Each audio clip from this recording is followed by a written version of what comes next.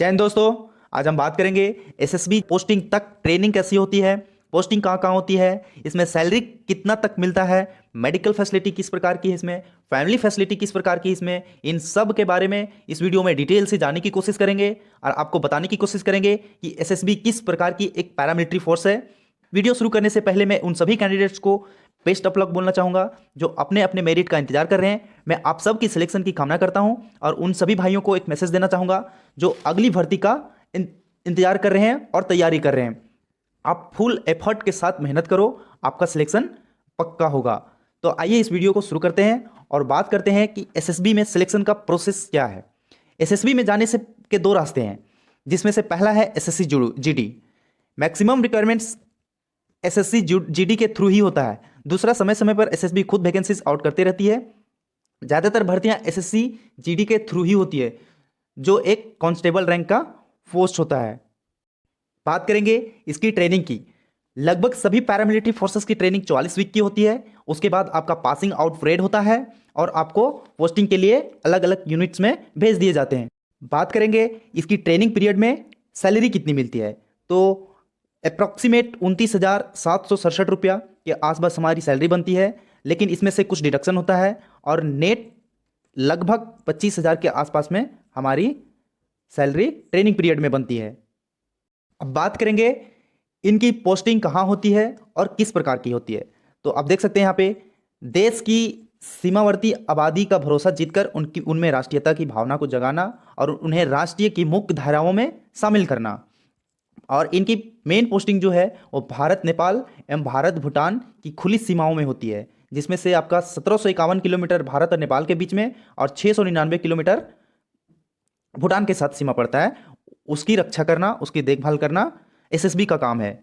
उसमें से जो बॉर्डर में मानव तस्करी को रोकना, क्रॉस बॉर्डर क्राइम जो होता है उसको उस पर कंट्रोल करना, जिसमें से कुछ स्मगलर्स होते हैं उन पर निगरानी रखना, ह्यूमन ट्रैफिकिंग को रोकना, वाइल्ड एनिमल प्रोडक्ट्स की तस्करी होता है उनको रोकना। इनकी इलेक्शन ड्यूटी भी लगती है। टू डेवलप नेशन फीलिंग, मतलब राष्ट्रीयता की भावना को बढ़ाना। कहाँ पे? अरुणाचल प्रदेश, नॉर्थ बंगाल, लद्दाख एरिया में और उत्तराखंड और हिमाचल प्रदेश में क्या राष्ट्रीयता की भावना को बढ़ाना। इनकी 6 फ्रंटियर में डिवीजन है, इनकी 6 फ्रंटियर है, 18 सेक्टर्स हैं और 67 बटालियन है। और बात करेंगे तो इनकी 2 एनडीआरएफ टीम भी है, 2 एनडीआरएफ बटालियन भी है। नाउ एक्सपेंशन टू 15 स्टेट, मतलब इनकी जो विस्तार है वो 15 स्टेट्स में है। रिस्क अलाउंस की बात करेंगे इसमें तो सीआरपीएफ के बराबर या सीआरपीएफ से भी ज़्यादा इसकी रिस्क अलाउंस है। एसएसबी सीआईएसएफ के बाद दूसरा एक स्टेबल पैरामिलिट्री फोर्स है। सबसे स्टेबल सीआईएसएफ है, उसके बाद दूसरा जो स्टेबल है वो एसएसबी है, क्योंकि इनकी पोस्टिंग जो है वो हमेशा स्टेबल जगहों पर होती है। जैसे भारत नेपाल, भारत भूटान दोनों देश हमारे फ्रेंडली देश हैं, तो इनकी बॉर्डर्स पर ज़्यादा हलचल नहीं होती है, यहाँ पे स्टेबल बना हुआ रहता है। अगर बात करें हम कि पोस्टिंग के बाद सैलरी कितनी मिलती है, तो वो डिपेंड करता है कि आपका पोस्टिंग किस जगह पे है। अगर आपका रिस्क बढ़ता गया तो आपका सैलरी भी बढ़ता जाएगा। अगर बात करते हैं एक नॉर्मल रिस्क जगह पे जहाँ पे आपका पोस्टिंग हो, तो आपकी सैलरी वहाँ पे कितना होगा? जहाँ पे आपको लो रिस्क है तो वहाँ पे आपका सैलरी 38 से 36,000 के आसपास बनती है।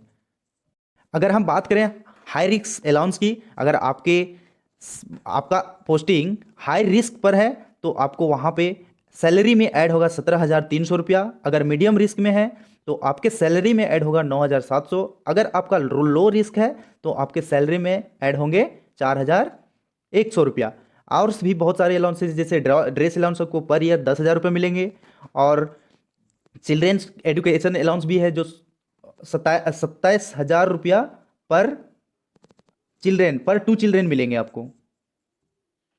आपके 2 बच्चे तक एजुकेशन अलाउंस भी आपको दिए जाएंगे। इनकी और भी फैसिलिटीज़ की बात करेंगे तो कैंटीन फैसिलिटी मिलती है, CPC canteen facility, medical facility मिलती है, leave as per government central government rule के अनुसार से आपको लीव मिलती है।